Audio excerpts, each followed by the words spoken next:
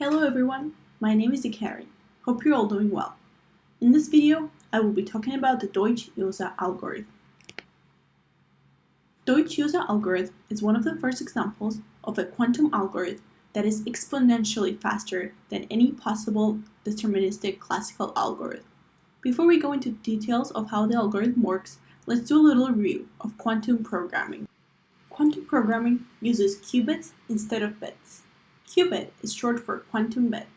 In order to understand the logic behind Deutch-Jozsa, it's best to start by representing qubits mathematically.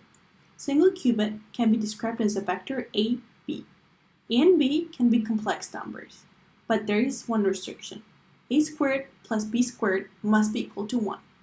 When we measure the qubit, the probability of the outcome with value 0 is equal to A squared, and the probability of the outcome with value 1 is equal to B squared. Multiple bits are represented as tensor product of vectors. We calculate tensor product of two vectors by multiplying the elements of the vectors. We multiply A by C, A by D, B by C, and B by D. Tensor product of n vectors is a vector of size 2 to the power of n. Here's an example of tensor product of bits 1 and 0. We represent each bit by 0, 1 and 1, 0. Next, we calculate the tensor product. 1 times 0 is 0. 0 times 0 is again 0. 1 times 1 is 1, and 1 times 0 is 0. So, together, two bits, 0 and 1, are represented by vectors 0, 0, 1, 0 of size 4. There's a lot more to fully understanding tensor product, but this is all you need to know for our algorithm. Now let's move on to quantum logic gates. One of the most important logical operations that we don't use in traditional computing is controlled NOT, abbreviated as CNOT. CNOT operation takes two bits as an input. One of them is called a control bit, and the other a target bit. If the control bit is 1, then the target bit is flipped. Otherwise, the target bit remains unchanged. For example, if the input was 1, 0, and we take the most significant bit as control, then CNOT gate would flip the target bit. On the other hand, if the input was 0, 1, the target bit would remain unchanged. Mathematically, CNOT action on vector is same as multiplying it by matrix C.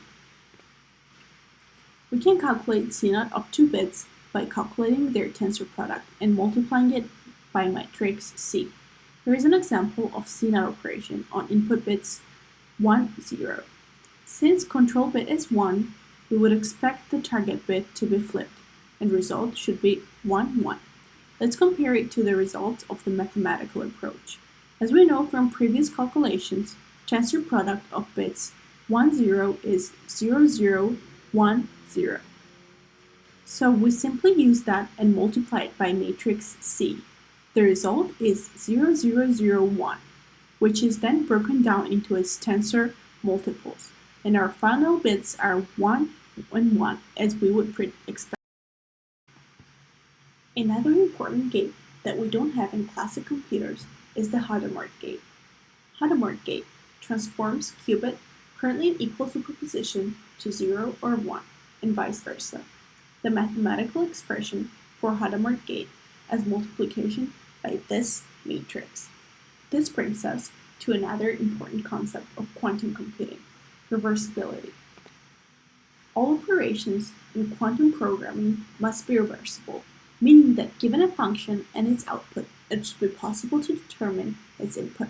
For example, classic identity and negation operations are reversible, but constant 0 or constant 1 are not. This is the key to quantum programming, and all quantum operators should be their own inverses, just like we saw with the Hadamard gate. Now that we have a general idea on how quantum computing works, we can actually describe the Deutch-Jozsa algorithm. We're going to be looking at its simplified version. Imagine we have a mystery function, which is set to one of the following operations: constant 0, constant 1, identity or negation. We're asked to determine if function is constant or variable by providing inputs and observing outputs. On conventional computer, we would need two queries to solve the problem. We have an input, an output, and a simple single-bit operator inside the mystery function. We would try 0 and 1 as inputs. If we get the same result for both inputs, we know that the function inside the box is constant. If not, it's clear that function is variable. On the other hand, in quantum computing, we can solve the problem with just one query. Here is how it works. First of all, we will need to transform the mystery function a little bit. In case of classic computing, we had just one input and one output. But since constant 1 and constant 0 are not reversible, our quantum mystery function will have two inputs and two outputs to make sure it's reversible. One of the inputs will always be set to 0, while the other one will be determined by us. One of the outputs is unchanged input, and the other one will be the actual result of the operation. Now let's see how each operation would look on quantum computer inside the function box. Constant 0 will simply return both inputs unmodified, so the result will always be 0.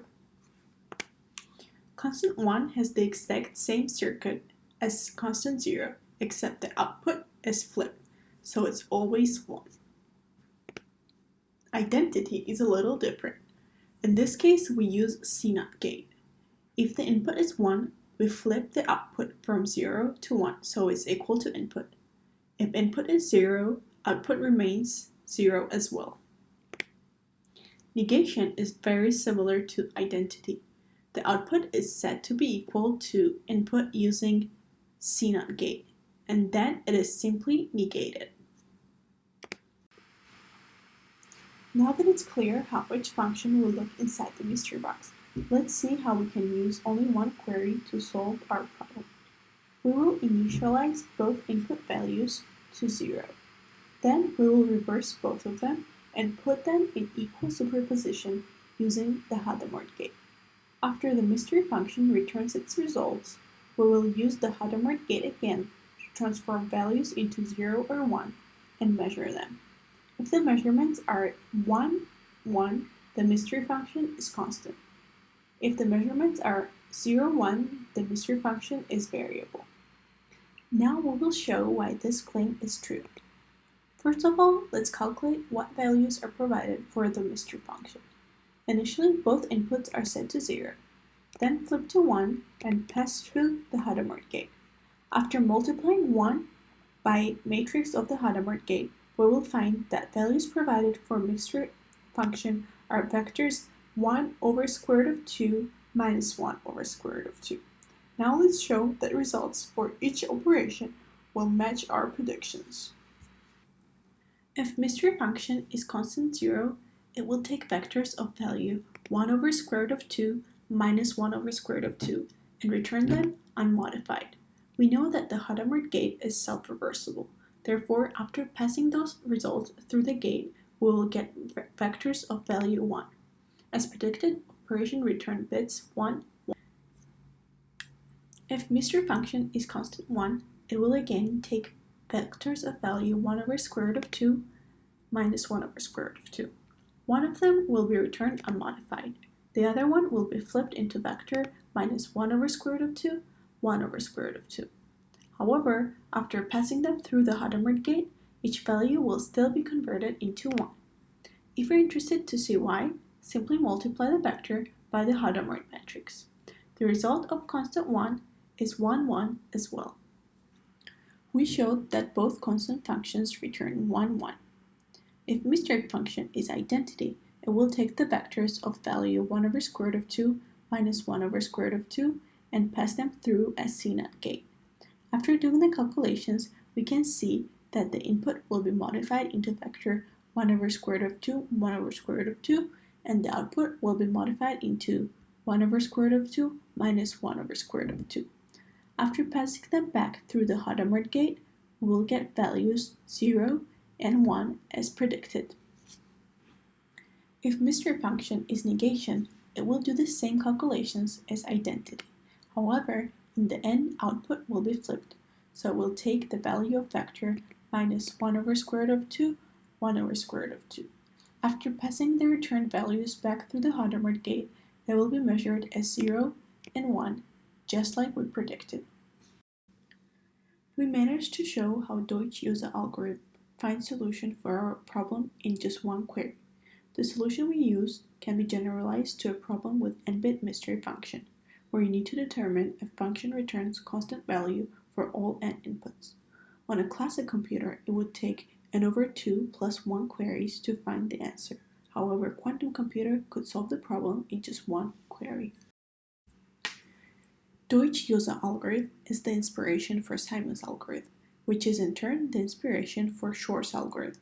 The latter is a polynomial time quantum computer algorithm for integer factorization. Shor's algorithm could potentially be used to crack encryption. There is an ethical concern that if Shor's algorithm were to be developed on a quantum computer, lots of private and sensitive information could be decrypted. There is still a long way to go before that becomes reality. If technology does evolve to that level, people would have to make sure to find new ways to protect their information. This is the end of today's video, and these are the references that I used. Thank you for listening.